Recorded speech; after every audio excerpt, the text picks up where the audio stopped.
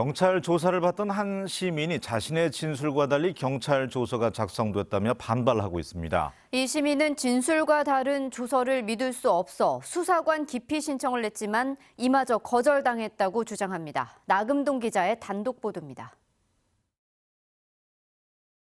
A씨는 지난해 전주 모 요양병원 간부의 직무를 정지해달라고 법원에 탄원서를 냈습니다. 이후 해당 간부로부터 명예훼손 등의 혐의로 진정을 당했습니다. 피진정인이 된 A씨는 전북경찰청 광역수사대에서 조사를 받았는데 자신의 진술과 다르게 경찰 조서가 작성됐다고 반발합니다. A씨와 경찰이 나눈 대화의 녹취 파일입니다. 간부가 내가 쌀을 썼어요? 늦으면? 그러면?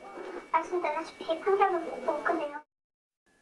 그런데 조서에는 사실 확인서나 진정서를 작성하라는 부탁이나 지시를 받았느냐고 묻자 피진정인인 A씨가 묵묵부답이라고 적혀 있습니다.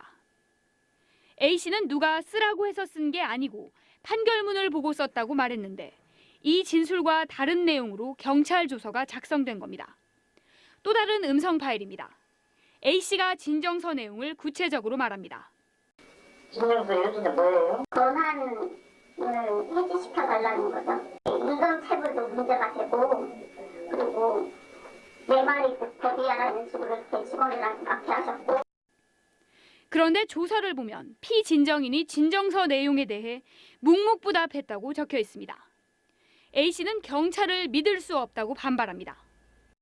잠도 못 자고 억울하고 그래도 그 경찰인데 정말로 이렇게 전후 사정을 이렇게 확인을 해서 조사를 하는 게 아니라 한쪽 편에서 유도하고 경찰들이 이렇게 조사를 해야 하나? 누구를 믿을 수 있지? 결국 A씨는 수사관 기피 신청을 했습니다. 하지만 전북경찰청 청문감사 담당관실의 공정수사위원회는 수사관 기피 신청을 받아들이지 않았습니다. 회유나 강압 수사를 받은 것에 대한 구체적 사정을 확인할 수 없다는 겁니다. 다만 여러 사항을 고려해 수사관 교체를 권고한다고 덧붙였습니다.